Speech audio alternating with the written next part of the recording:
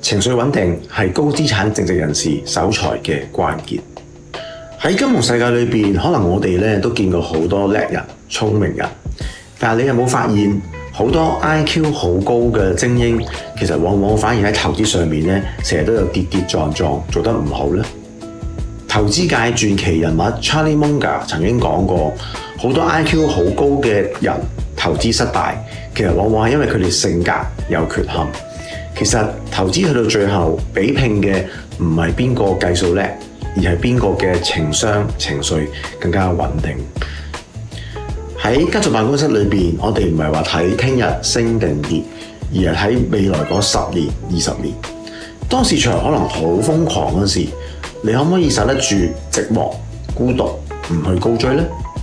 當恐慌蔓延嘅時候，你又夠唔夠膽去理性分析，而唔係盲從跟風呢？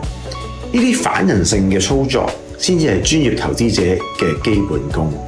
其實我觀察到，真正嘅大師都往往係修煉緊自己嘅修為同埋性格，學識同風險共存，唔係要怕風險，但係學識喺不確定性入邊咧，保持住冷靜。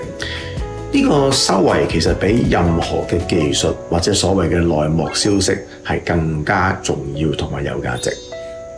投資其實係性格嘅伸延，而唔係智力嘅比賽。你又準備好呢個修行未呢？